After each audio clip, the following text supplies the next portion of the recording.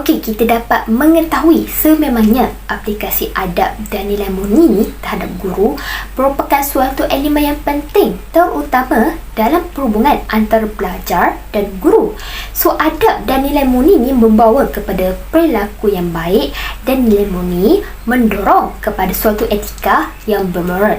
Jadi, akar kata adab ni berdasarkan dalam sebuah hadis Rasulullah SAW yang mana sejarah jelasnya menggunakan istilah adab untuk menerangkan mengenai didikan Allah SWT yang mana ia merupakan sebaik-baik didikan yang telah diterima oleh baginda Nabi Muhammad, di mana mafhum daripada hadis tersebut adalah aku telah didik oleh Tuhanku, maka pendidikanku adalah yang terbaik. Tambahan pula, Iman Ali bin Hasan Al-Attas juga menyatakan bahawa pengetahuan dan pemahaman seseorang individu itu terhadap suatu ilmu adalah bergantung kepada kadar adab kepada gurunya.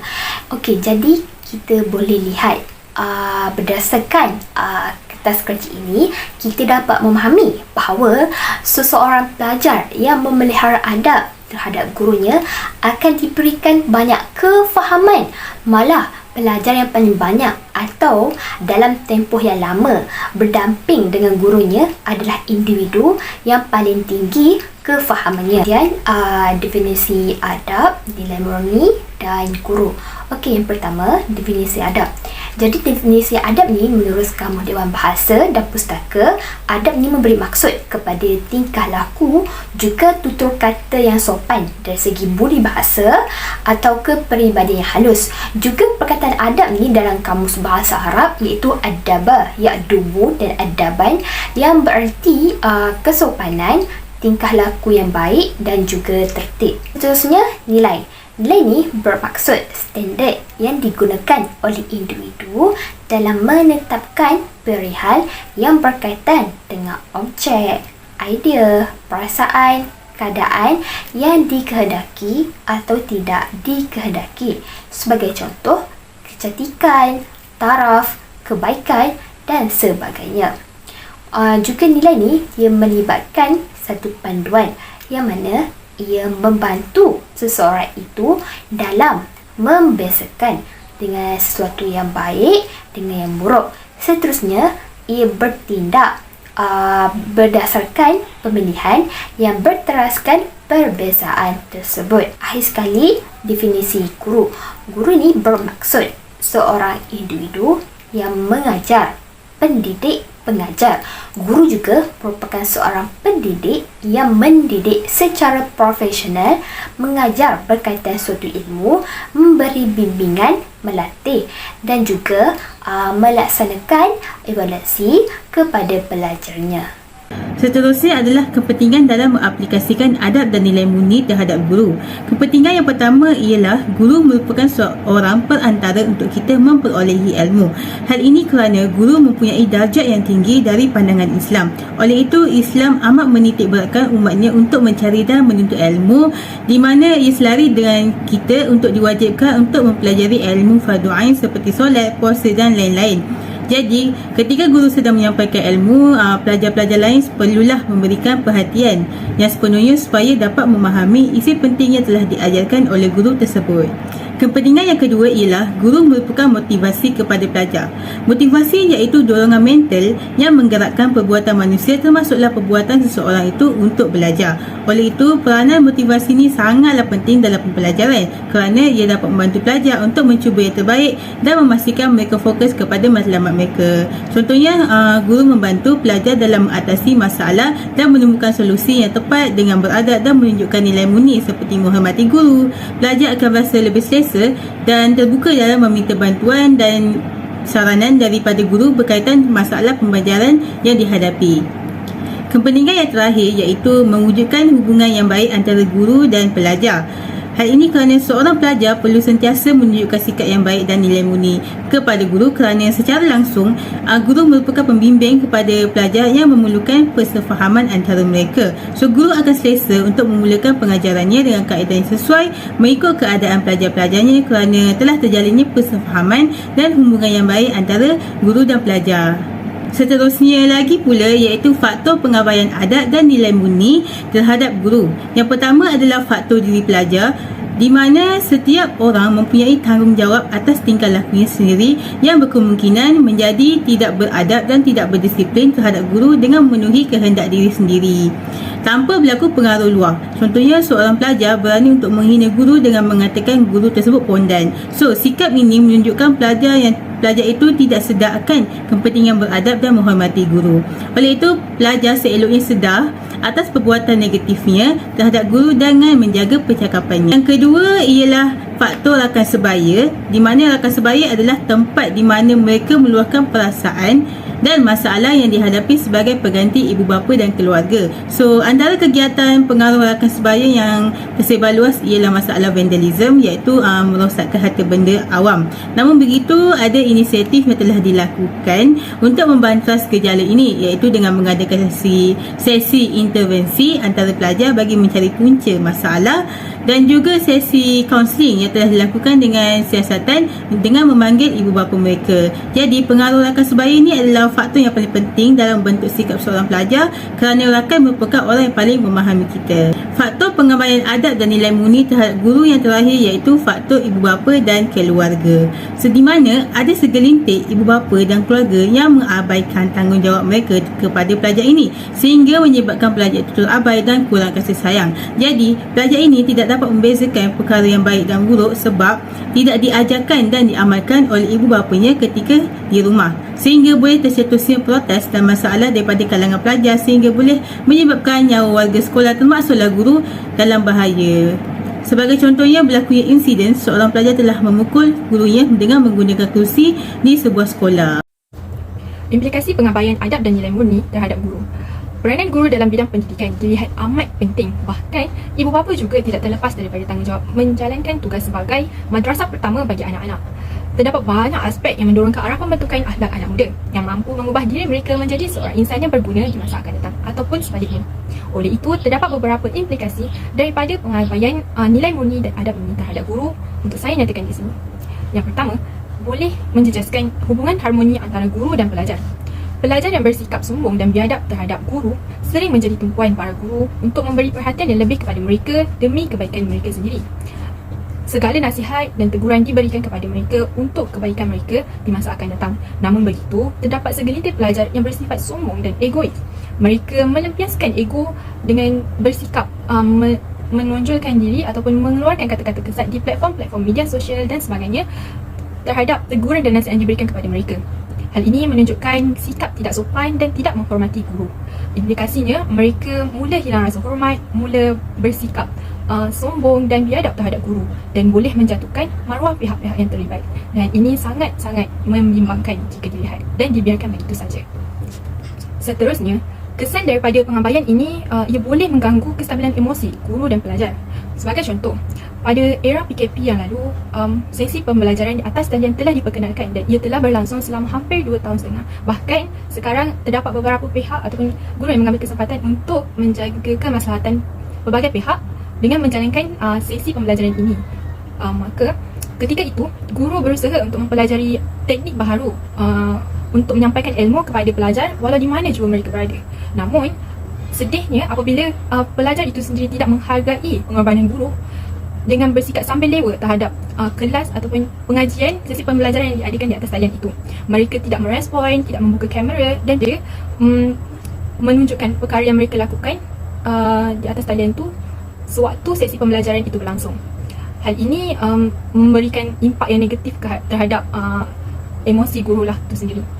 Namun, sikap toleransi perlu diterapkan pada ketika ini untuk memberi laluan kepada mereka yang mengalami masalah internet, capaian internet yang kurang memuaskan di sesetengah kawasan. Namun itu bukan alasan ataupun tiket yang boleh digunakan untuk para pelajar mengambil perkara ini secara sambil lewa dan tidak menjaga adab terhadap guru walaupun pembelajaran dan pengajian dan pembelajaran itu berada di atas talian. Hal ini boleh mengakibatkan guru terasa hati dan ilmu itu tidak berkat. Selain itu, kesan daripada pengabaian adab dan nilai murni terhadap guru boleh mendorong ke arah kemerosotan nilai-nilai murni dalam kalangan masyarakat. Hal ini terjadi ketika mana adab yang mereka telah cemari ataupun adab yang tidak baik mereka lakukan waktu ketika sesi persekolahan dulu tidak diperbaiki. untuk masa akan datang. Dan ini mereka mengambil mudah akan perkara ini, dan sikap mereka yang kurang bertanggungjawab, kurang berdisiplin, kurang menghargai orang lain, memberi impak kepada orang sekeliling, dan ini menyebabkan masyarakat itu sendiri menjadi kurang berkualiti kepada satu sama lain. Jadi perkara ini akan menyusahkan pelbagai pihak kerana mereka terpaksa bergaul, melayan dan bercampur dengan pelajar ataupun orang-orang yang tidak bermoral.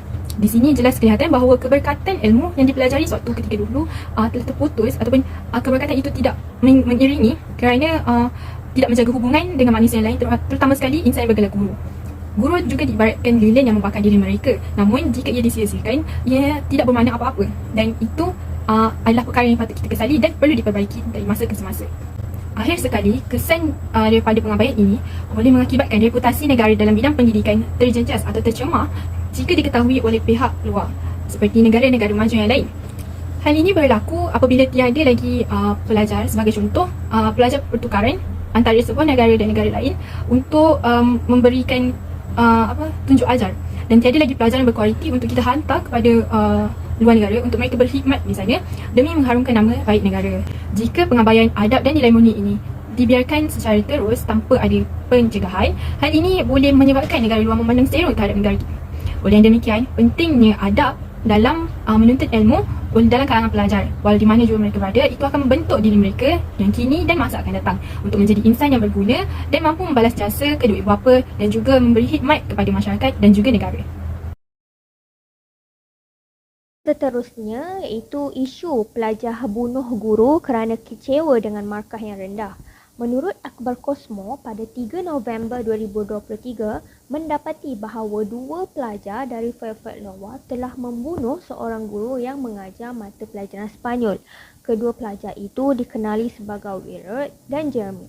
Kedua-dua pelajar ini baru berusia dalam lingkungan 16 tahun. Guru yang mengajar subjek Sepanyol bernama Nohema Graber. Siasatan polis menyatakan bahawa kedua pelajar ini telah memukul guru tersebut menggunakan kayu baseball. Mereka membelasah tanpa rasa belas kasihan. Mereka melakukan perkara seperti itu kerana tidak berpuas hati dengan markah rendah yang diberikan oleh gurunya. Hasil siasatan yang dibuat oleh pihak polis telah mendapati bahawa kedua pelajar ini telah bertemu dengan gurunya pada waktu petang di sekolah tinggi pada tarikh 2 November 2021. Hal ini kerana mereka ni untuk berbincang mengenai keputusan peperiksaan yang rendah. Dalam siasatan polis juga mendapati setelah kedua pelajar ini membunuh gurunya, mereka telah menyembunyikan mayat mangsa di sebuah padang di bandar Fairfield. Menurut pendakwa raya menyatakan bahawa markah rendah itu dipercayai motif pembunuhan mangsa yang dikaitkan secara langsung dengan suspek. Dan terdapat beberapa orang saksi memberitahu kepada pihak polis bahawa mereka melihat kedua suspek itu memandu ke sebuah taman yang berdekatan untuk bersia-sia selepas selesai waktu bekerja. Selain itu juga, beberapa orang saksi memberitahu kepada pihak polis bahawa mereka melihat kedua suspek itu memang berada di tempat duduk pemandu dan penumpang lalu meninggalkan van tersebut. Terdapat beberapa orang saksi juga menceritakan bahawa mereka telah dihubungi oleh remaja berkenaan untuk mengambil mereka di luar bandar terpencil itu dan mereka membiarkan van itu terbiar di hujung jalan. Justeru itu, setelah disoal siasat oleh pihak polis, mereka mengaku bahawa mereka berada di lokasi ketika pembunuhan guru itu, namun mereka mengatakan mereka tidak membunuh guru yang mengajar subjek Sepanyol itu. Walau bagaimanapun, mereka turut mengaku bahawa mereka agak tidak suka cara guru itu mengajar subjek Sepanyol dan mereka berasa sangat kecewa dengan keputusan yang diberikan oleh gurunya. Kedua pelajar itu mendakwa bahawa gurunya telah diculik oleh sekumpulan pelajar dengan menggunakan penutup muka dan memaksa mereka berdua untuk memindahkan mayat tersebut. Setelah diperiksa telefon bimbit itu, mereka mendapati bahawa dia menggunakan aplikasi media sosial yang lain seperti Snapchat dan berkata ingin membunuh gurunya kerana kedua pelajar tersebut akan dibicarakan di luar sebagai orang dewasa dan akan berdepan hukuman penjara seumur hidup jika didapati bersalah. Oleh itu, apakah solusi yang boleh kita pelajari dari kisah di atas? Iaitu, pertama, peranan ibu bapa. Ibu bapa perlu memberikan kasih sayang yang secukupnya kepada anak-anak. Anak-anak yang tidak mendapat kasih sayang secukupnya akan menimbulkan pelbagai masalah sosial yang amat membimbangkan pada masa kini.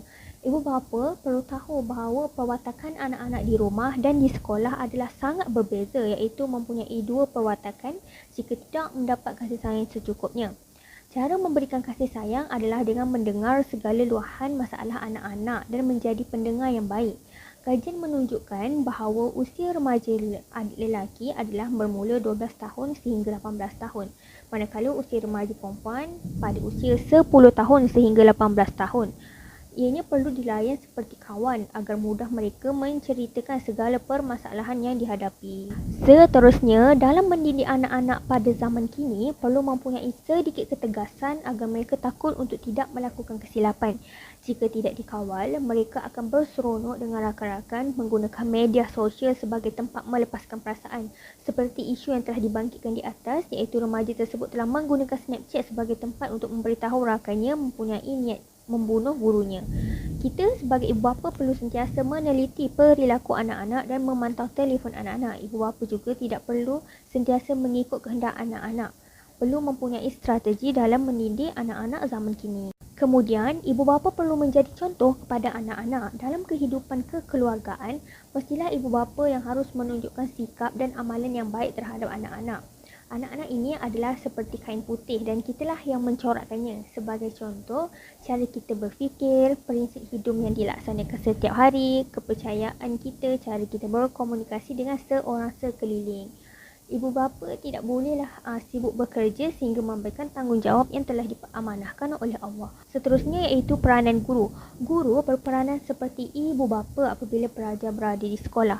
Pada zaman kini, mendidik pelajar yang sangat mencabar dan memerlukan kesabaran yang tinggi. Terdapat pelbagai karenah pelajar yang perlu sentiasa dilayan dan dipantau agar menjadi insan yang berguna ketika dewasa kelak. Tanpa sistem pendidikan yang komprehensif, pembelajaran pada abad ini akan menghasilkan kualiti pelajar yang tidak berkualiti dari segi emosi dan akhlak pelajar. Sebagai guru, bukan sahaja hanya memfokuskan subjek pembelajaran, malahan perlu membentuk peribadi pelajar dengan lebih baik kerana mereka adalah pelapis negara.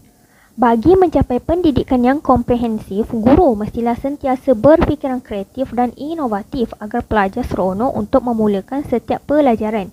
Sebagai contoh isu di sekolah tinggi Fairfield itu, mereka tidak berpuas hati akan pelajaran yang diberikan oleh gurunya sehingga sanggup membunuh gurunya sendiri.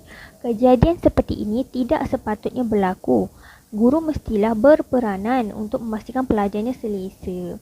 Kementerian Pendidikan perlu sentiasa bertanggungjawab memastikan setiap sekolah mempunyai pelbagai akses kemahiran dan bersiap siaga mengharungi pelbagai gelombang transformasi. Nilai murni dalam kalangan pelajar perlu diterapkan dalam diri pelajar agar mempunyai jati diri yang baik. Sebagai contoh, sentiasa menghormati guru dan sentiasa berunding dengan cara yang baik. Jika mempunyai masalah, pihak sekolah juga perlu tegas dalam mendidik anak remaja sekolah jika mereka membuat kesalahan. Hal ini kerana remaja pada zaman kini lebih berani dan bertindak secara agresif jika kita tidak memberi segala kehendaknya, seperti mereka ingin mahukan markah yang tinggi dalam peperiksaan. Guru perlulah menggunakan psikologi bagi memastikan pelajar yang agresif ini faham akan tindakannya. Okey, isu seterusnya adalah isu pelajar mengamuk apabila phone dirampas oleh gurunya. Okey, sekarang dunia makin canggih kan. So teknologi semua dah upgrade. Termasuklah teknologi maklumat dan komunikasi. Contoh alat teknologi maklumat dan komunikasi adalah telefon pintar. Telefon pintar ni dia ada kebaikan dia dan ada juga keburukan dia. Okey, contoh kebaikan dia adalah dia dapat memudahkan kita as pengguna untuk berkomunikasi dengan orang jauh. Lepas tu kita dapat meluaskan pengetahuan. Kita boleh, di mana kita boleh search lah dekat Google apa semua tu kan, maklumat apa yang kita nak. Lepas tu apa pula keburukan dia? Keburukannya, kalau kita salah guna telefon ni, kita akan memudaratkan diri kita dan orang lain juga. Contohnya macam masalah kesihatan, kehilangan adab dan kes jenayah yang melibatkan golongan remaja sebab remaja ni kan, diorang mudah terpengaruh tau dengan apa yang diorang lihat, dengan apa yang diorang tengok dekat dalam telefon tu lah. Macam yang kita tahu, budak-budak ni, diorang kan baru nak belajar, baru nak kenal dunia kan. Kalau diorang nampak benda-benda yang negatif ni, kemungkinan tinggi diorang akan mudah terikut benda tu. Sebab apa? Sebab pada diorang apa dia macam, oh orang ni boleh buat, maknanya aku boleh buat jugalah kan. So no wonder lah kalau macam sekarang ni banyak kes pelajar yang tak hormat orang sekeliling dia, termasuklah guru. So back to the issue, mana pelajar yang mengamuk tu, dia macam ni. Ada dekat satu sekolah tu, seorang guru dia nak rampas telefon anak murid dia. Dia nak rampas sebab murid dia tu main phone dalam kelas waktu pembelajaran sedang berlangsung. Kan cikgu dia nak rampas phone. Kan cikgu dia dah rampas handphone dia tu. Lepas tu pelajar tu, murid dia tu rampas balik phone tu dengan cara yang kasar. Lepas tu then dia mengamuk dalam kelas tu, then dia jeling ke arah cikgu dia. Okay, Islam tak pernah mengajar umatnya untuk kurang ajar ataupun tak menghormati guru. Sebaliknya Islam mengajar umatnya untuk menghormati guru seperti mana kita menghormati ibu bapa kita. Guru ni dia merupakan seorang pengganti kepada ibu bapa bagi pelajar sewaktu dia di sekolah ataupun mana-mana tempat menuntut ilmu lah. Antara sebab Islam mengajar untuk menghormati guru adalah apabila kita menuntut ilmu dalam keadaan yang beradab, ilmu yang kita dapat tu pasti mendapat keberkatan Allah Subhanahu Wa Taala. So, daripada kes tu, apa solusi bagi isu ni? Okey, solusi yang pertamanya adalah kita bermula daripada rumah dululah kan. Kita bermula daripada rumah sebab kita dekat rumah kan kita banyak spend time kat rumah dengan family, dengan mak ayah kan. So, solusi yang pertama ni ibu bapa lah. Ibu bapa ni perlu memainkan peranan yang penting di mana ibu bapa perlu mengawal penggunaan telefon anak-anak, di mana dia memantau apa yang dia akses, kat sini bukan nak busybody ke apa, dia macam kadang-kadang budak-budak ni kalau kita tak tegur, diorang tak tahu. Lainlah dengan budak yang dah tahu tapi buat-buat tak tahu. Diorang ni kita kena check phone diorang, kod-kod lah diorang ada akses ataupun tengok benda-benda yang berunsurkan negatif. Benda-benda ni lah yang menjadi permulaan kepada diorang untuk menjadi lebih agresif. Sebab tu pentingnya untuk ibu bapa ni cek phone anak-anak. So solusi yang keduanya adalah di sekolah.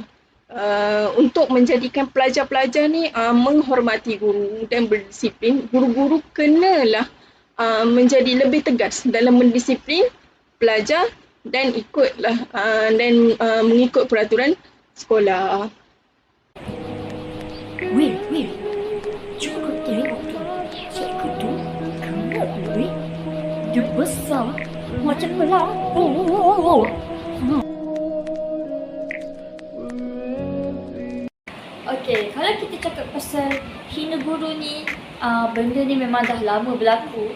Bukan benda dah lama berlaku, memang benda ni kalau kita dengar mana-mana pun kita tahu benda tu menghina guru. Contohnya adalah macam anda tengok pada sebutan video yang tadi, secara ringkasnya pelajar tu dia hina guru daripada segi penampilan dan juga boleh jadi personality.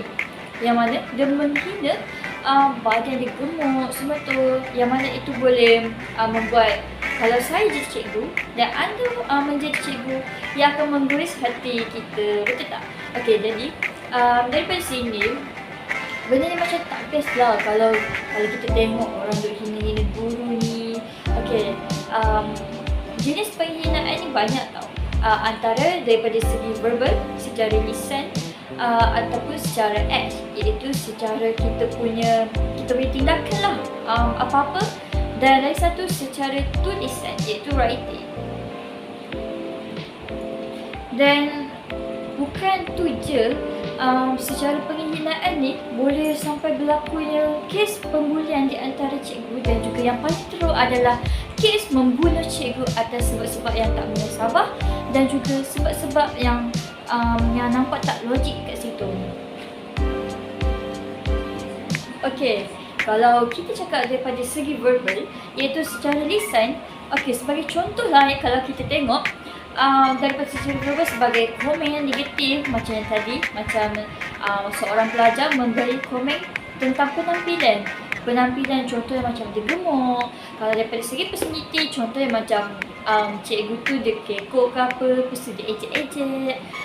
Itu adalah salah satu contoh. Dan kalau kita tengok daripada segi secara age, iaitu secara kita punya lakonan ataupun secara tindakan, contoh cikgu tu garang ke apa ke, contohlah macam ada mesti bukan tipu lah. Masa zaman sekolah dulu, kita kalau macam cikgu tu garang, kita tak suka kan. So mesti kita ejek guru tu kan. Contoh macam cikgu tu, lepas tu kita ajuk-ajuk cara dia. Macam contoh kalau cikgu tu marah kita, kau ni tak nak buat kerja sekolah, kenapa kau nak kerja denda ke apa ke, semua tu mesti kita kat belakang tu akan ajuk-ajuk apa yang dia cakap, macam buat macam ni ke. Yang tu pun kira adalah satu penghinaan terhadap guru. Dan yang akhir sekali adalah secara writing, iaitu tulisan. Yang mana ada satu kes ni yang mana ada dua orang budak lelaki yang memakai baju sambil menunggang motosikal, yang menunjukkan perkataan-perkataan yang tak sopan yang mana boleh menimbulkan penghinaan terhadap cikgu sebagai cikgu bodoh ke, cikgu bebal, cikgu bengong, semua tu. Itu adalah secara yang tidak sopan dan ini boleh menimbulkan orang lain tidak menyukai suasana yang secara toksik lah. Okey, bukan itu saja. Secara solusinya, kita boleh dapati kes seperti contohnya macam orang tak suka cikgu sebab personality, perangai. Jadi pelajar tu kita kena memahamilah macam mana dia nak rapat dengan cikgu tu. Dia sebenarnya contoh macam paling senang adalah saling memahami. Kalau kita tak saling memahami, timbullah rasa macam tak suka, benci. Betul lah, sekali kita boleh hina orang tu kan, betul kan? Contoh kalau macam cikgu tu garang ke apa ke, kena faham lah tak semua cikgu garang sebab dia macam benci ke apa. Tapi adalah setengah tu benci ada sebab tertentu. Tapi maybe sebab kita punya perangai ke apa ke, tapi sebab diorang tegur tu sebab diorang sayangkan kita. Seterusnya adalah rumusan yang dapat disimpulkan dari perbincangan kita ini. Ada 4, iaitu yang pertama, mencontohi akhlak dan kepribadian yang baik para tokoh ilmuwan, sama ada ilmuwan terdahulu ataupun tokoh-tokoh ilmuwan kontemporari. Merujuk pada kisah-kisah terdahulu, para nabi dan rasul dan juga para sahabat, mereka mempunyai ilmu yang sangat tinggi namun akhlak yang sangat baik. Walaupun ilmu mereka tinggi, mereka tidak bersikap angkuh dan sombong terhadap ilmu yang mereka ada. Bahkan mereka bermurah hati untuk berkongsi dan menyampaikan ilmu ke seluruh pelosok dunia. Bak kata pepatah Melayu, ikut resmi padi, semakin tunduk semakin berisi. Yang kedua, menjaga adab dengan guru dan menghormati mereka. Sebagai contoh, pada suatu ketika dulu terdapat seorang tokoh ilmuwan yang bernama Ibnu Abbas. Ibnu Abbas ingin mempelajari ilmu dengan gurunya Zaid, yang mana ketika itu gurunya Zaid sedang berehat di rumahnya. Ibnu Abbas dengan sabar dan setia menunggu sehingga gurunya itu terjaga daripada rehatnya tanpa mengejutkannya, kerana dia tahu akan adab dan keberkatan yang ada pada gurunya dan dia ingin menjaga keberkatan itu. Yang ketiga adalah mendoakan kebaikan dan kesejahteraan guru, antara salah satu cara untuk kita membalas jasa mereka. Para pelajar seharusnya mendoakan kesejahteraan para guru dan juga berusaha untuk membalas balik jasa mereka walau apa jua cara sekalipun, kerana guru telah mengorbankan banyak masa, tenaga dan juga wang ringgit demi kebaikan mereka. Tidak akan rugi bagi seseorang yang mendoakan kebaikan kepada orang lain. Bahkan para malaikat akan mendoakan 10 kali ganda kebaikan kepada orang yang mendoakan itu walau ianya mendoakan hanya satu kebaikan kepada orang lain. Jadi yang keempat adalah menjadi penyumbang kepada kemajuan negara. Para pelajar yang telah berjaya dan menjadi insan yang berguna perlu berusaha untuk menjadi seorang yang mampu memberi sumbangan kepada negara. Kemana tumpahnya kuah kalau tidak ke nasi. Begitu adalah peribahasa yang dikaitkan kepada seseorang yang telah mempunyai pencapaian dalam hidupnya. Di sini juga dapat dilihat bahawa pahala jariah guru-guru boleh berkembang dan juga sentiasa mengalir selagi mana pelajar itu mengamalkan ilmu yang telah dipelajari. Dan ini menunjukkan bahawa keberkatan ilmu hadir dalam hidup seseorang yang mengamalkan adab dan nilai-nilai mulia yang baik.